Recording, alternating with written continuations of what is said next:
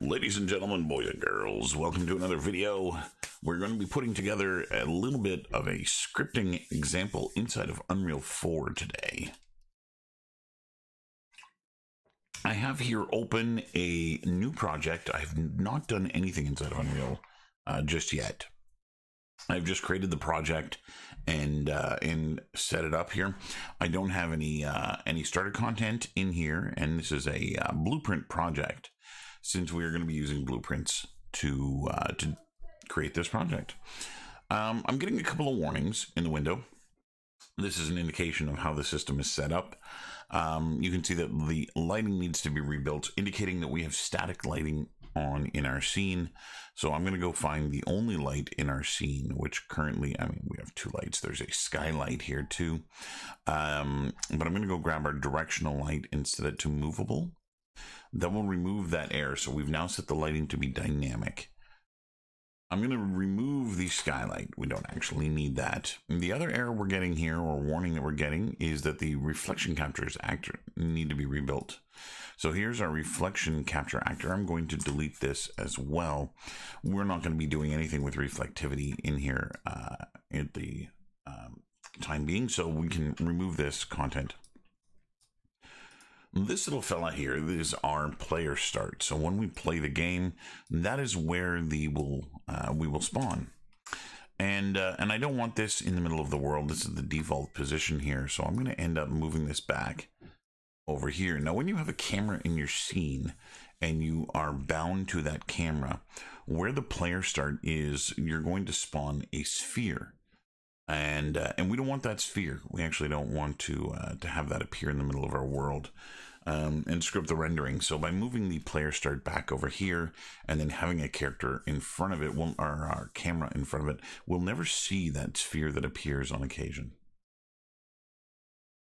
The next thing we're going to do is we're going to need some content here, which we are going to be manipulating.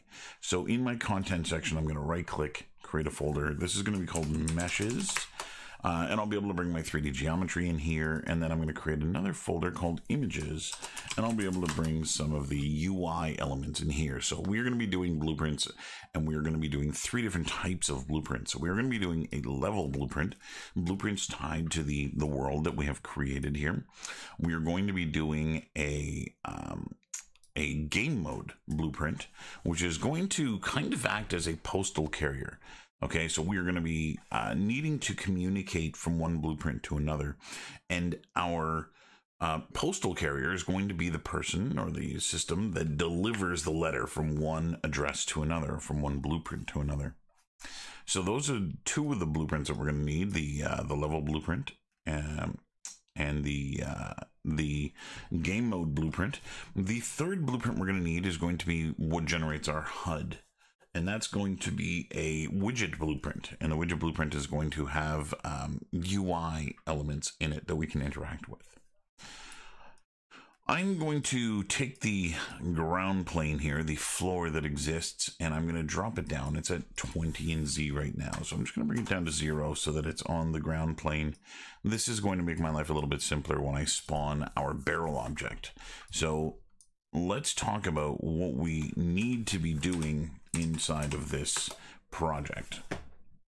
So the functionality that we are trying to achieve is going to be a fairly simple one. What I want to do is I want to have 2 buttons that spawn at the bottom of our screen.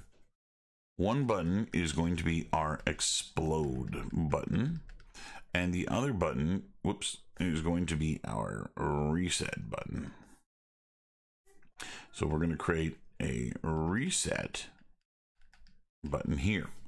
Now when the game starts, we're going to spawn a barrel in the middle of our scene. And when we click the explode button, a countdown timer will start. And when that countdown timer starts and hits 0, the barrel will then explode. Up, and it's gone. The reset button will then become active, and we will be able to spawn another barrel in the place of the original barrel. So this is a pretty straightforward and simple system. that will go through the process of sending a lot of these blueprint information back and forth, and being able to store global variables and that kind of thing. So it's going to serve as a pretty good introduction. So here we have our ground plane. I have need for images for my buttons. So I'm going to go to my images folder, and I'm going to add, and I'm going to import, and I'm going to grab my pre-built buttons that I have here waiting for us on the desktop. So I've made 3 buttons called the Boom, which contain 3 variants of the same design of a button, and 3 buttons called Reset, which also contain 3 similar variants of the Reset button. There we go there. So I'm going to import these. Now, these are not base 4 images. These are 250 pixels by 100 pixels, which means the system has already set them to be no bitmaps, which is what we want to have for UI. Next, we're going to go to our world settings. You can find this by going to Settings and World Settings. Mine is already docked on the right here, and the part that we're interested in is the game mode. Currently, we have no game mode override. This is where we're going to create our game mode blueprint. So we're going to go to Blueprints, Level Blueprint. Sorry, not Level Blueprint. We're going to go to Game Mode Blueprint, and we're going to go in Create, and we're going to create a new game mode. So once you've clicked on this, it's going to create a folder called Blueprints, in which it will place the blueprint. We're going to call this Explode, and I'm going to put a GM at the beginning of this. So that's Game Mode Explode, and I'll hit OK. And a new folder will appear. It's going to open up the blueprint editor. A new folder will appear called Blueprints, in which we will find our Game Mode Explode. And the Game Mode Explode interface is open. Now, there's a little bit of a funny thing that happens here with this interface. This is the blueprint interface. You can see we have a window viewport here that we can look into the world, and we have some properties on the right and things like that. If I close this blueprint and then double click on the icon to open it, we actually get a different view of what this blueprint looks like. This is then just the class defaults for this blueprint. Up here, you're going to see a little bit of blue text called Open the Full Blueprint Editor. When you click on that, it goes back to that original view that we had. Okay, and this is what we want to have. So now if I close this and reopen it again, it'll continue to use that default view.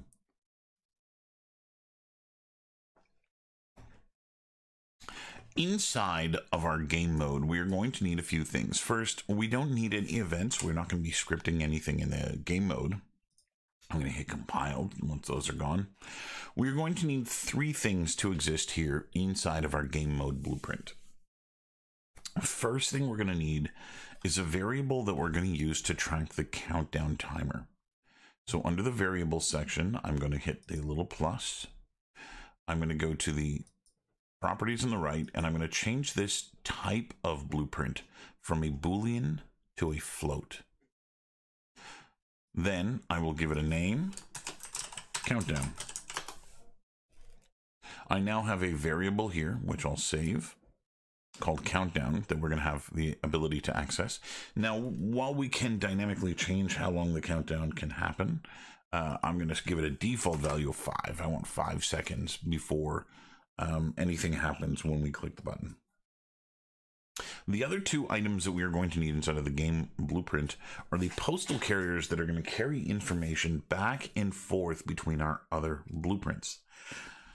The first one we need, and we're going to go down to the section here called Event Dispatchers. The first one we need is for the reset button. So I'm going to hit ED as a prefix, Event Dispatcher.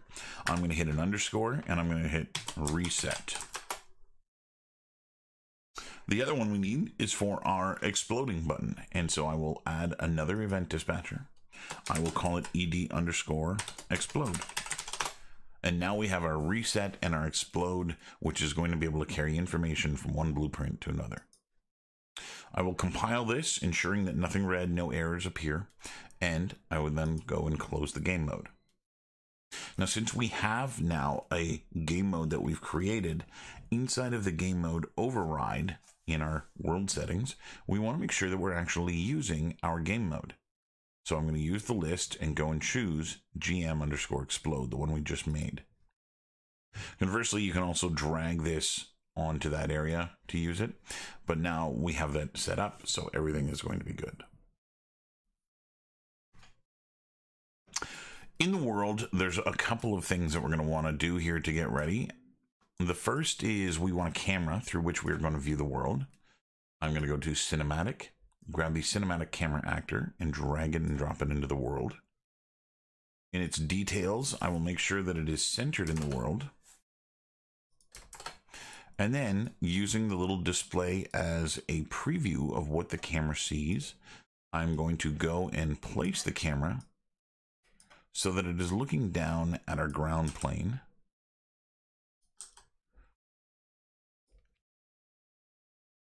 Maybe something a little bit like that.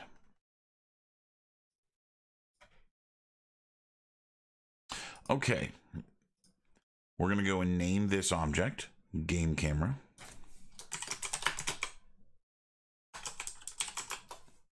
So that now it has a proper name. And we can actually go and start beginning to script our level script now. Actually, before we get into the level script, why don't we go and do a our UI element here. So I'm going to go in my blueprints folder, right click, and I'm going to user interface and widget blueprint. This is going to allow us to create a widget. I'm going to name this WBP widget blueprint underscore HUD. Excuse me. This is going to create the heads up display that we are going to get on screen. So we're going to stick some buttons to our viewport. Inside of this system, I'm going to go and create a button. I'm going to do that by selecting it from the palette and dragging it into the world. I'm going to anchor it at the bottom center of the world so that it always tries to keep its position relative to that when the screen size changes. I'm going to go into its appearance, style, and we have 4 different options here. Normal, for when the button is just on screen, not being interacted with. Hovered, when your cursor goes over the button. Pressed, when you click on it. And then finally, disabled, when the button is not interactable. I'm going to open up normal. I'm going to grab the image, drop down, and use my boom button. Now you'll notice that we don't actually see the image appear here, and that's because by default the buttons have a scale hard-coded in 100 by 40. My image, on the other hand, is 250 by 100, so we're only seeing each corner merge together to make a new item. In order to correct this, in the slot, I'm going to go to the size to content and turn that on. That is going to reset the size of this in X and Y to match whatever our image is. I'm then going to go and place this somewhere a little bit more relevant to where I want it. And then we can go and alter the other states for the button. Under hovered, I'm going to use the black background with white text. And under pressed, I'll use the red background with white text. When these areas are minimized, we can see the main color of each of these buttons appear here. I will also rename this button to Explode Button. In our hierarchy, I can now choose the Explode button, right-click on it, and duplicate it to create a duplicate button. I will put this one on the opposing side of the screen, and we will go rename it. This will be Reset Button, and I'll go and give it the proper images.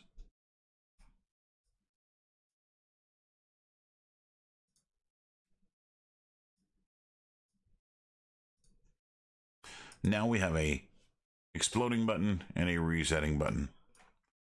The final UI element we are going to need is our countdown, which should appear at the top center of the screen. I will grab a text and drag that on screen. I'm going to set up its justification to be centered, and we're going to give this a default value. I'm going to go try and center the first letter. I might go into the font and change its scale a little bit so that we have something a little bit easier to see. Now you can see that the text appears outside of our box. So again, we're going to size the content. And I'll go and place the first letter at the beginning. And then under text block, I'm going to put a 5 here as our default value for our timer. Now this 5 actually has nothing to do with the countdown timer. This is not a variable. This is not something that will dynamically change, but it gives me the ability to see what the numbers are going to look like. The other thing I need to be careful of is that our background based off where the camera is positioned is fairly white. So the text color of white is going to be nearly impossible to see. So I'm going to the color and opacity and change its color to black, which will actually make it a little bit easier to see. Now, when you're doing a HUD for a game, obviously you're not going to have a static camera. Your camera can move about the game. So it might be in your best interest to not have a singular color for one of these objects. You may want to instead have a shadow color on your object, so that maybe your text is white with a black outline. So if you're on a white background, you'll still see the black shadow, and if you're on a black background, you'll still see the white number. But since our camera is static with a white background, I can safely use black as our color. Now, so far we've just created the visual appearance of the UI or the HUD, and we haven't actually created any of its functionality. Currently, we are in the designer portion of the heads-up display or UI interaction. The next thing we want to do is head over to the graph. And the graph is where we're going to be able to script what happens with these 3 items. First, we don't need any of the default events that are here. I'm going to select them and delete them, and then go and find in the variables the explode button. And I'm going to create an event using clicked. We'll go and place this on the grid, and then I'm going to create another event using the reset. Now, what we need to do when these buttons are interacted with is send information from the UI into the level blueprint, which is where we're going to be storing our main blueprint. To do that, we need to enlist the help of our game mode. So to script these up, I'm going to right-click, get game mode. Once I have our game mode, we're going to cast it to the class of the game mode we made. That is GM explode. As that class of object, we are going to use our event dispatcher. So I'm going to call the event dispatcher, and this one is the explode button, so we'll call the explode event dispatcher. We'll set up the same thing for the reset. I'm going to copy these 2 items and duplicate them here, which is going to allow me to plug them in exactly the same way. And then instead of calling the event dispatcher for explode, we'll call the event dispatcher for reset. Now, when you do this kind of thing, casting, if you have a lot of UI elements, can be fairly expensive. And so an alternative way of doing this so that you're not calling every time a button is pressed would be to create an event, begin play, which was one of the nodes that we deleted in here.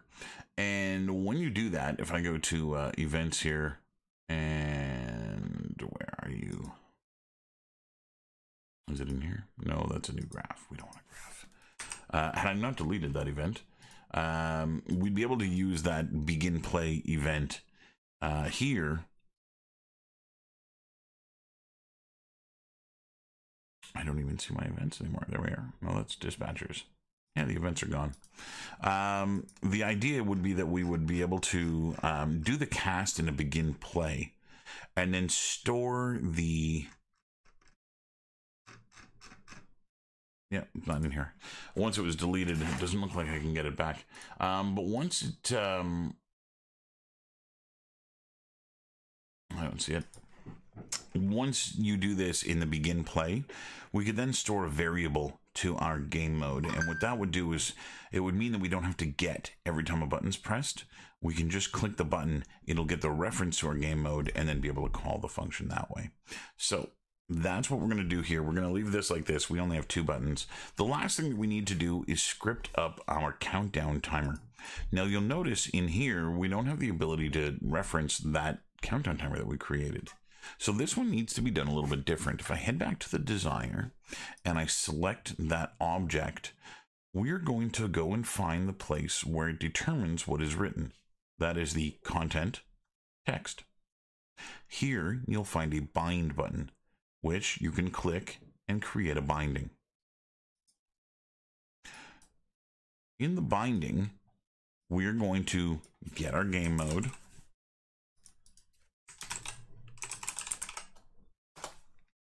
We're going to, again, cast to the game mode explode.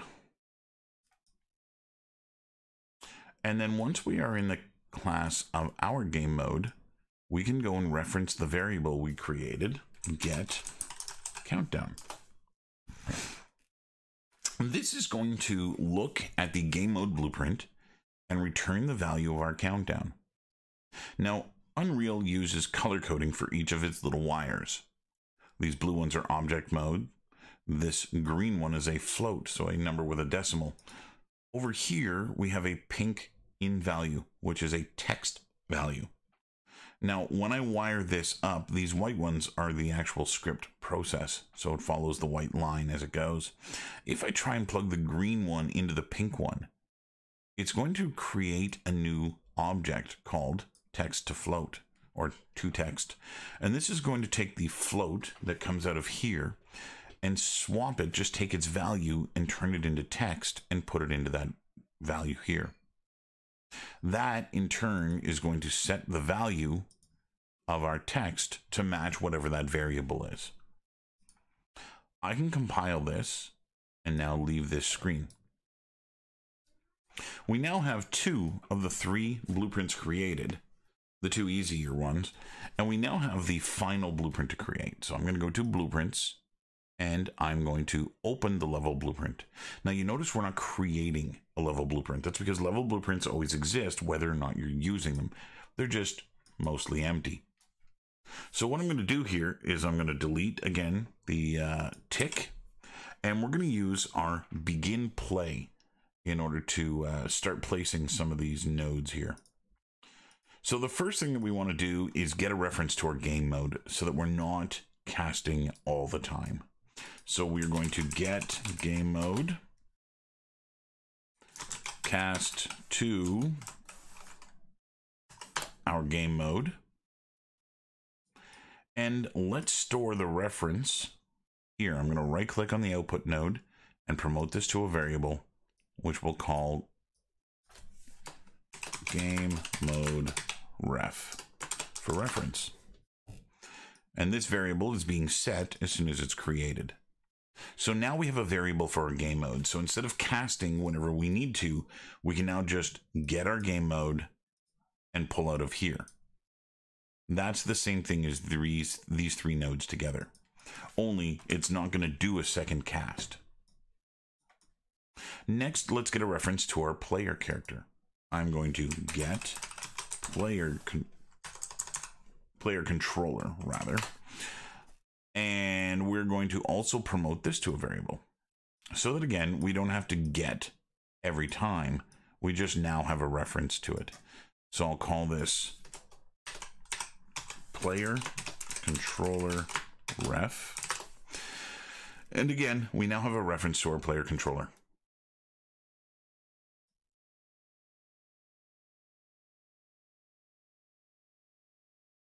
Next, let's go and create our UI.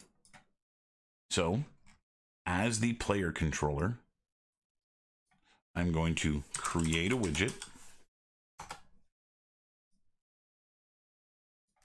That widget is going to be our WBB HUD.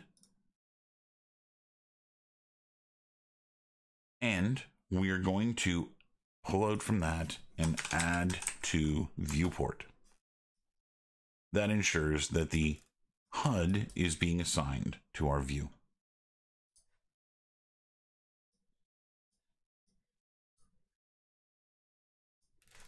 The next thing we're going to do is set up the way that our camera works.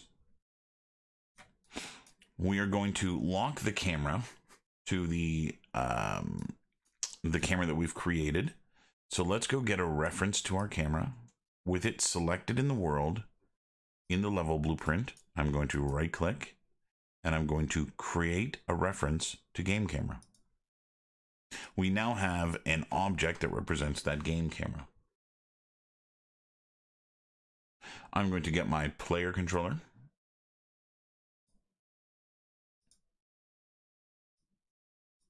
And out of the player controller, I'm going to click and we're going to set view target with blend. We'll set the view target to be the camera. The target is the player controller. And we can wire this in. And we now have our camera in use. Let's next set up how the mouse is going to perform.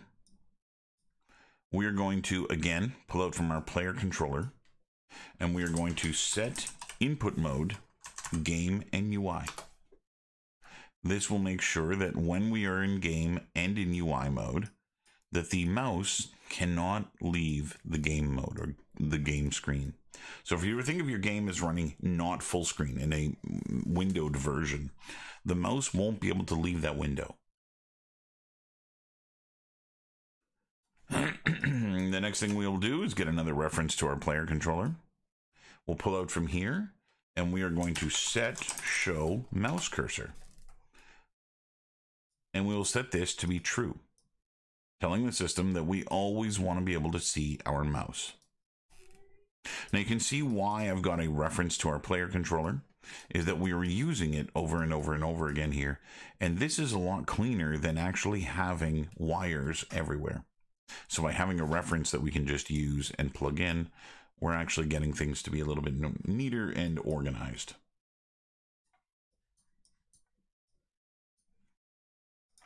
If we compile, check that there are no errors, and hit play, we should actually get our game camera view, and our buttons are interactable in the same way that they were that we designed, and we have our countdown number on screen. It looks like the countdown number is not as centered as it could be.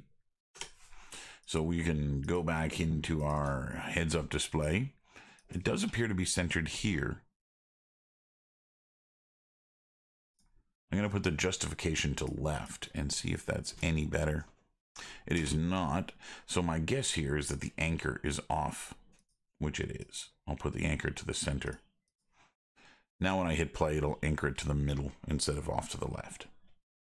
Okay, so we know that everything we're doing with our view is working correctly. We know that our HUD is working correctly. The next thing that we need to do is start creating the actual process of interacting with our objects. Okay, so this is going to be pretty straightforward.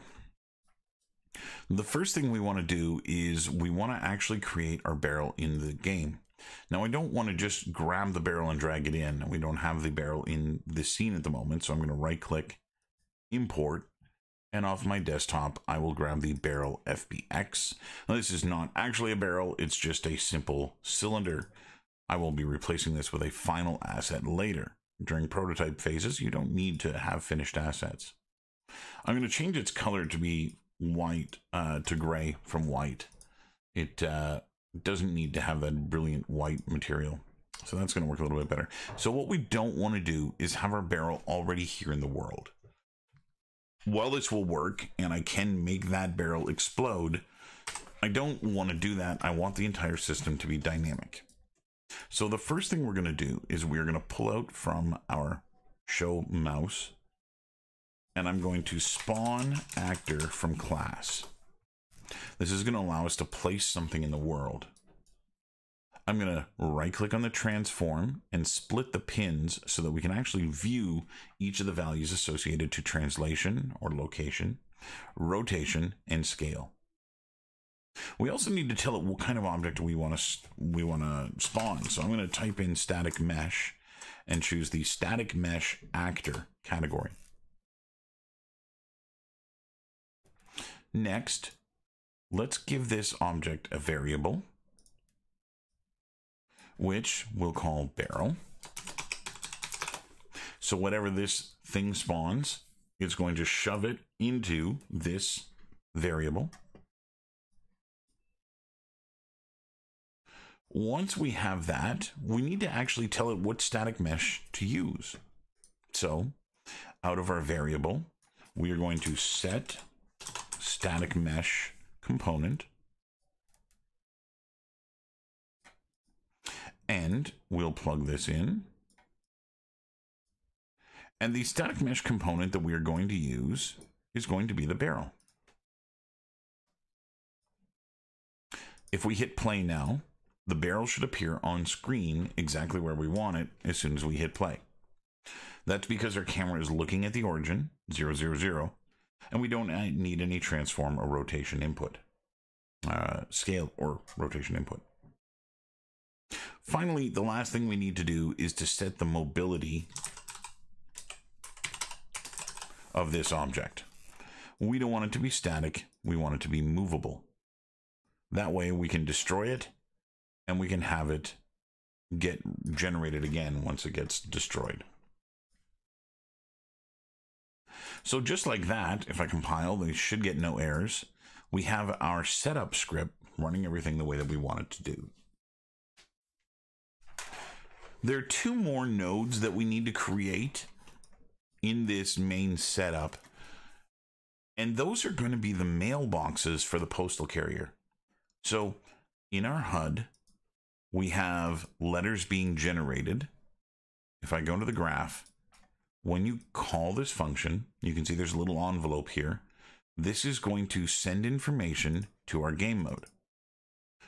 The event dispatcher in the game mode is then going to fire off, and we need somewhere to catch that information inside of our level blueprint.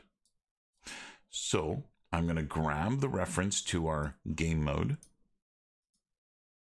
Out of here, we are going to bind an event.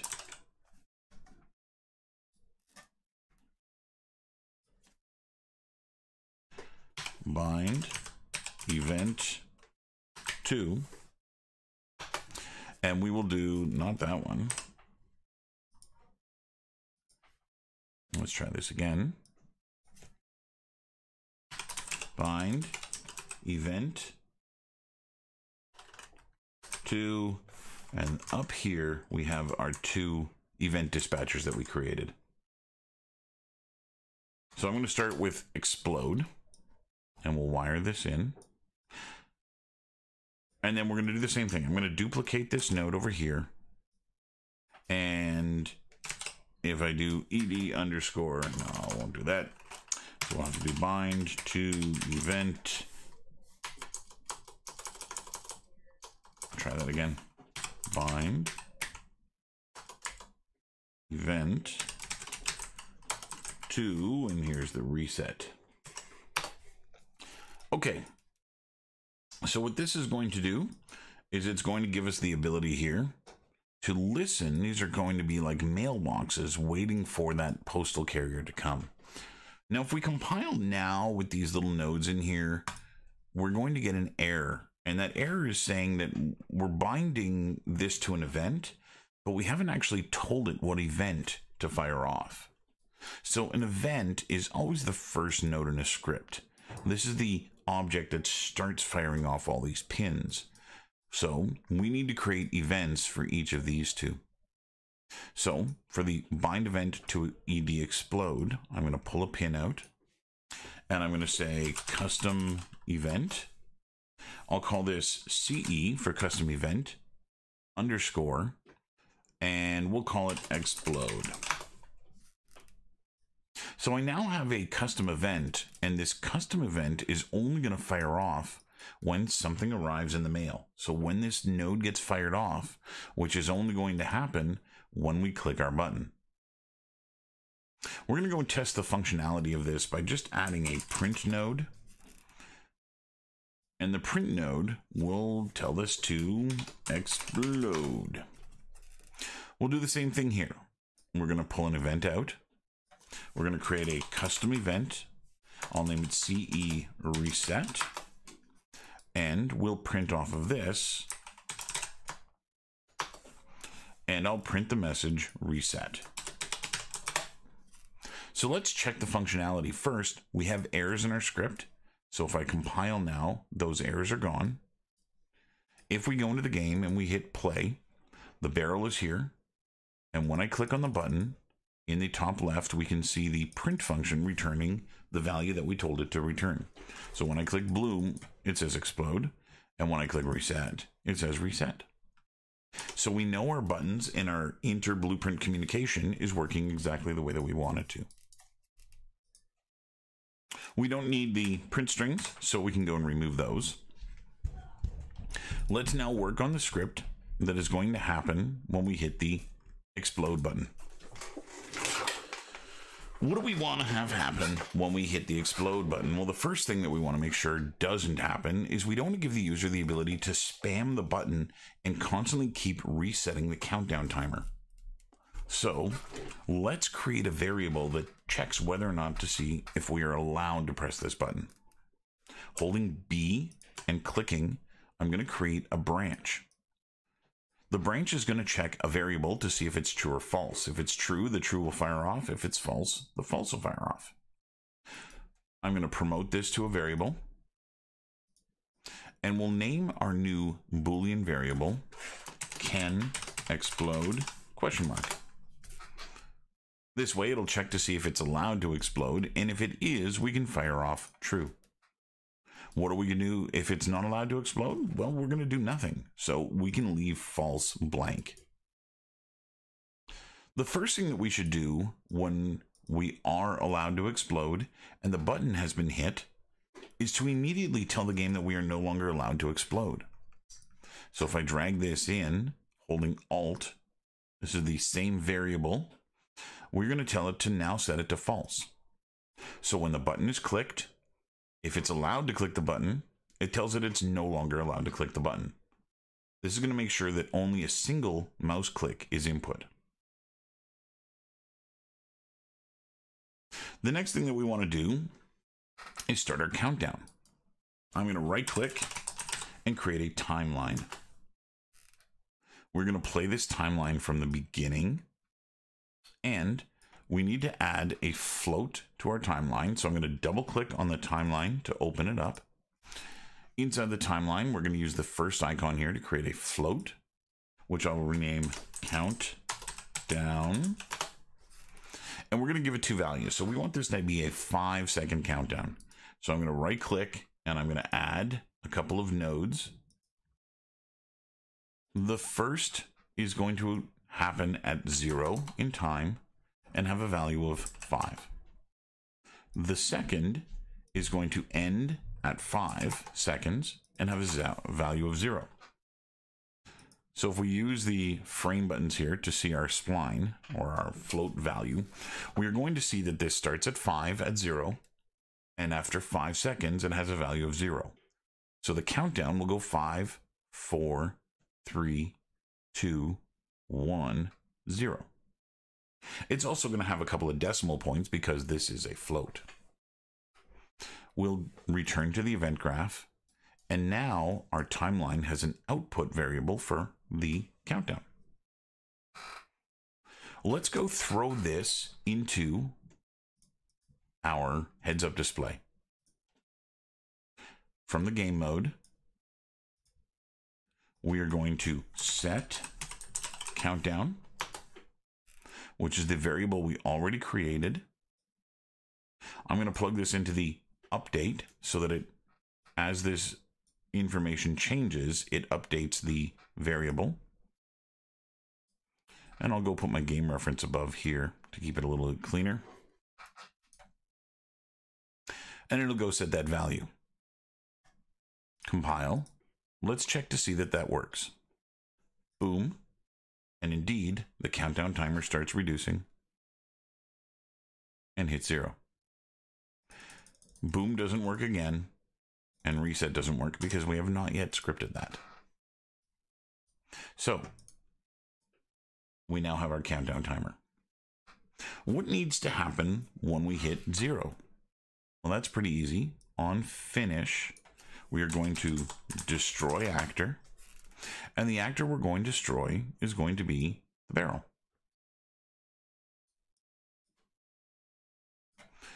Compile. Play. At the end of the countdown, the barrel should disappear from the scene. Perfect. Now, since what we're doing here is prototyping, it's not a very dramatic explosion. We are only just destroying the mesh and removing it from the game. Once you get to the point of getting past the prototype, we'll be able to add sound effects and visual cues such as particle flares and things like that to indicate that it has exploded. But for now, destroy is all we need. There's one more thing that we need to do after the barrel has been destroyed. And that has to do with these guys here. We are checking to see if the explode button can be pressed. We want to do the same thing for the reset button. We're going to create a branch. We're going to promote that to another variable. And this condition is going to be can reset.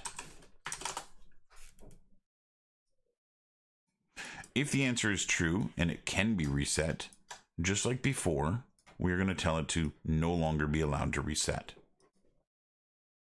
Now, these bools have default values. When we select them, we can see the default value here. The can explode button's default value is true, meaning as soon as the game starts, we'll be allowed to click that button. The can reset button has the same true default value, which we don't want to have. We want to make sure that when the game starts, the player can't use the reset button. So we're going to decheck this so that the value is false, which means when the player clicks reset, nothing happens. Once the barrel has exploded, we then want to alter this so that the player is allowed to use the reset button. So I'm going to use Alt and drag can reset in. And after the barrel's gone, let's now give the user the ability to use the reset button. So change this variable type to true. Now the reset button will work and this will fire off. Now, what do we want to have happen when the reset button is checked? Well, that's pretty simple. We're doing it over here. We're spawning a barrel. We're setting that to the variable. We're setting the static mesh to be the barrel mesh. And then we're setting its mobility to be movable. So, with those nodes selected, I'm going to duplicate them and add them to the reset button. Now, there is one catch here, which is that we need to set the mobility before we set the mesh. Otherwise, setting the mesh will actually reset the object's mobility. So by doing it in this way, we're actually going to create a little bit more, a little fewer problems. If we had it the way that we had it originally, it'll actually create an error and the barrel won't spawn. Lastly, the other thing that we need to do is that once the barrel has been regenerated, we want to let them explode it again. So at the end of our set static mesh, I'm going to hold Alt, drag in the variable of can explode, and we'll now set it to be true. Compile, and let's test to see if everything works. Our countdown timer says 5. When I click boom, the countdown timer starts decreasing. At 0, it disappears, and when I hit reset, the barrel comes back, and I can make it explode again. Now there is one final thing that I want to do, which is when I hit the reset button, while the barrel does reappear, it doesn't reset its value back to 5. Reset keeps the timer at 0. So let's go and clean that up. just before we allow it to explode again, we're going to get our game mode reference, and we're going to set countdown back to 5. Now, this is merely just for display purposes. Obviously, it is still functional the way that it was without this, meaning the countdown timer still works. It still goes back to 5 when we click the button. But since the reset brings the barrel back, I want to actually display to users that the countdown is also being reset. So let's go take a look at the functionality now. We have 5 on the clock. We have boom, reset, and our barrel. If I click reset, nothing happens. If I click boom, the countdown will begin. And when it reaches 0, the barrel is now gone. Hitting reset will create a new barrel and put another 5 seconds on the clock and allow us to then explode that barrel. Functionality wise, this is now completely set up and complete. It's not a lot of script here, and I probably want to go and keep some of this stuff clean. Under the bind to event explode, I'm going to hit C on the keyboard, which is going to comment this code, and I'll call it explode. And then I can also do the same thing here. Select all of the code with the reset, hit C to create a comment, and set this to reset. Again, giving me a little bit of distinguishability here. I can actually tell what is self-contained code like this and what is not. And so that works quite well. Finally, the last thing we need to do is to save our project. Now, there is one more thing that you might want to do, and this is if you're going to be opening and closing your project. Right now, we've gone and created this inside of this default world that was generated here. We actually don't have a map file. If I were to go and save this, it's going to ask me where I want to save my level. And I'm going to go and save this as explode. And we now have a map called explode and build data for that map. However, if I save everything and close this, followed by reopening it, what we're going to find happen here, this will open in just a second, is that once we get back into Unreal and I hit play, everything we did appears to be gone. That's because the map that opens by default inside of Unreal is not the map that we created.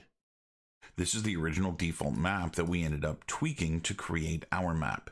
So the error from the beginning for the lighting and for the reflection capture actor are both here again. To fix this, well, you could just double click on your map to open it. But if you go to settings and project settings, here we can actually tell it to use the map that we created. So I'm going to go to maps and modes and tell it that the default startup map is our explode map. That way, if I were to save this again, I don't want to save the level, I want to save the build data. If I were to close this and then reopen it again,